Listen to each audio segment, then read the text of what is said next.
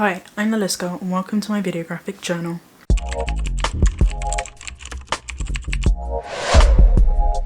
Welcome to day 12 of Autism Awareness Month. Today's topic is ways in which you can help your autistic loved one through a meltdown, burnout, or autistic shutdown. Autistic individuals may experience meltdowns, burnouts, and shutdowns, which can have a significant effect on their mental and emotional well-being. I discussed these three states in previous videos this week in far greater detail if you're interested in diving deeper, but for a quick summary or recap, meltdowns are intense emotional outbursts that may involve crying, screaming, or even self-harm. Burnouts are a state of exhaustion and fatigue that can occur after prolonged exposure to overwhelming stimuli or stressors, and shutdowns involve withdrawing from the environment and may manifest as a lack of verbal communication or movement. These experiences can be distressing and overwhelming for the autistic individual and may result in feelings of shame and guilt. It is important for individuals with autism to have support in coping strategies to manage these experiences and reduce the frequency and intensity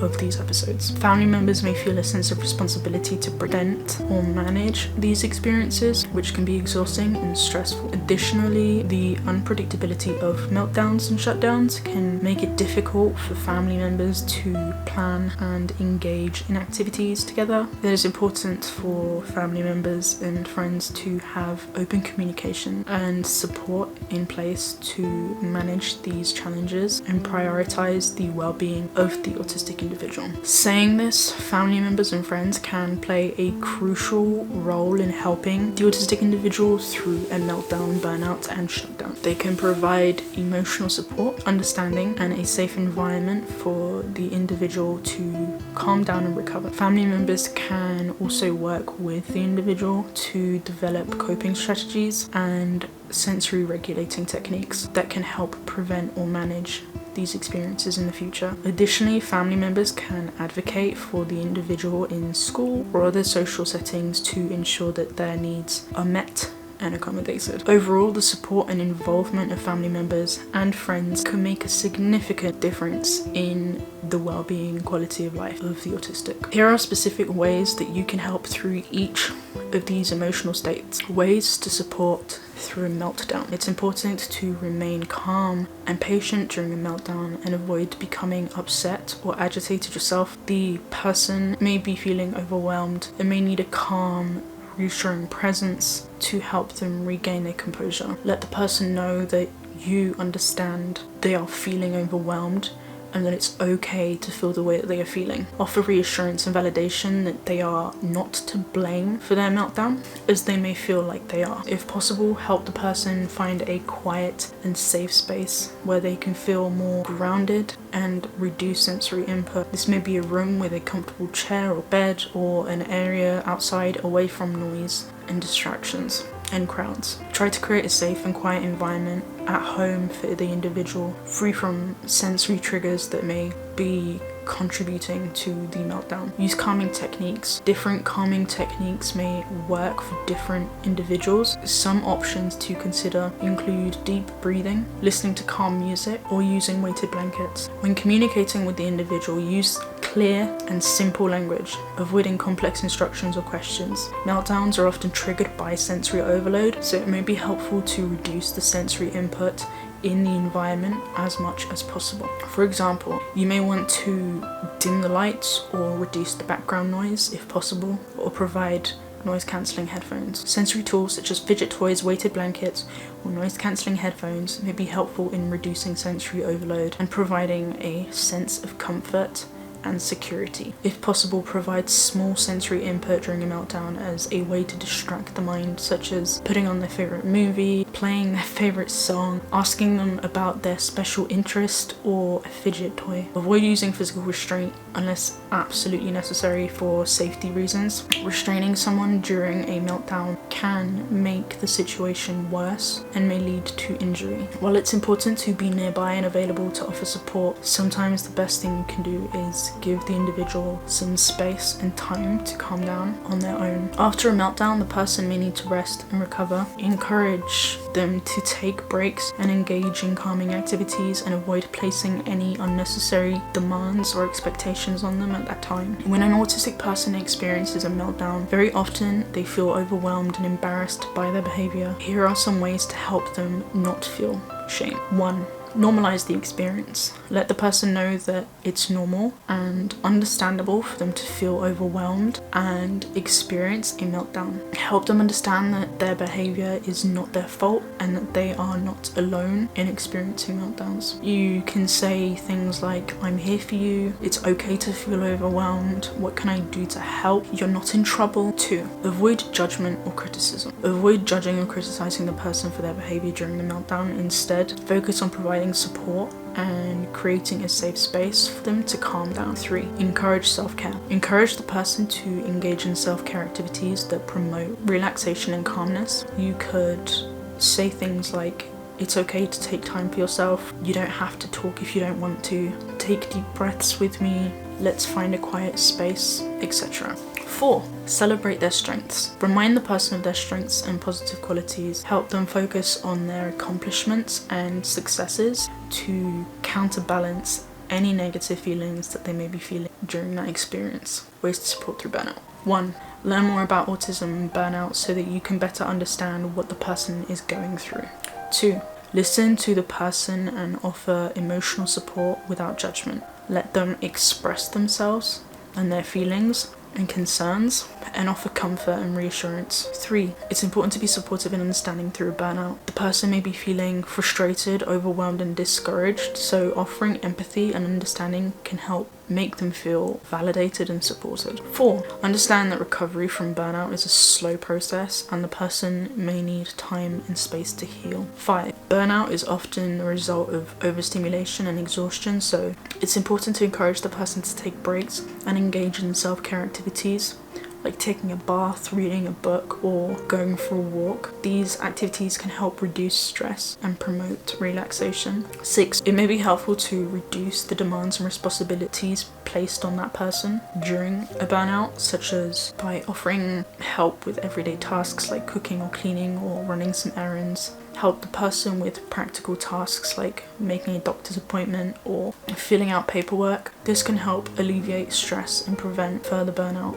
7. Offer to advocate for the person if they need help communicating with their doctor, their therapist, or other professionals. 8. Identifying triggers that may have led to burnout in the first place can help prevent future episodes. Encourage the person to reflect on what may have contributed to their burnout and how they can avoid these triggers. 9. Try to create a calm and quiet environment for the person with minimal sensory stimulation. This can include reducing background noise, bright lights, and strong smells. 10. If the person is experiencing severe or frequent burnouts, it may be helpful to seek help from a professional such as a therapist or a healthcare provider who is knowledgeable in autism. 11. Creating a supportive and calming environment can help reduce stress and promote recovery. This may include reducing sensory input, providing a comfortable and calming space, and offering sensory tools such as fidget toys or noise cancelling headphones. 12. Respect the person's boundaries and let them know that you're there to support them in any way they may need. And finally, ways to support through shutdown. 1. Speak in clear and concise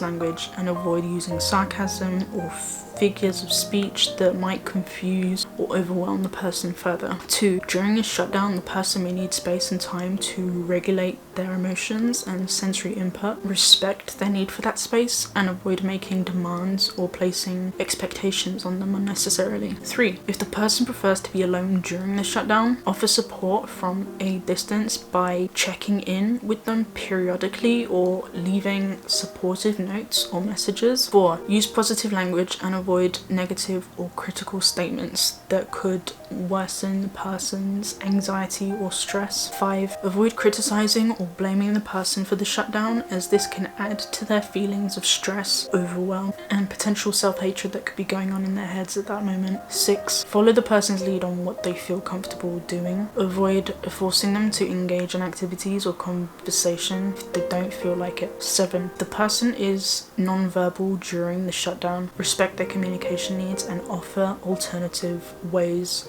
to communicate with them, such as using a whiteboard or notebook to write your messages, or a text-to-speech app, or sign language if necessary. 8. Turn off or lower bright lights and sounds, strong smells. Offer the person sunglasses, earplugs, or headphones if they find these helpful. 9. Offer the person a comfortable space like a cozy blanket or pillow to help them feel safe and secure. Weighted blankets are usually the best. 10. If the person is comfortable with it, offer a gentle touch like a hand on their shoulder to provide comfort and reassurance. 11. Let the person know that you understand that they are feeling overwhelmed, potentially even depressed, and that it's okay to feel the way that they are. Offer reassurance and validation that they are not to blame for their shutdown. 12. Offer the person items such as a weighted blanket, a fidget toy, or a stress ball to help regulate their sensory input and provide comfort. 13. Simplifying the person's routines and tasks to reduce stress and anxiety. Offer to help with tasks that may be overwhelming them at that moment, like cooking or cleaning. 14. If possible, help the person find a quiet and safe space where they can feel more grounded and reduce sensory input. This may be a room with a comfortable chair or bed, or an area outside away from the noise and distraction. 15. Activities that promote relaxation and calmness, such as deep breathing exercises, listening to calming music, progressive muscle relaxation, or visualization may help the person regulate their emotions and sensory input. 16. Encourage the person to express their emotions and their feelings in a way that's comfortable for them, whether it's through art, writing, or talking. 17. Avoid overwhelming the person with demands or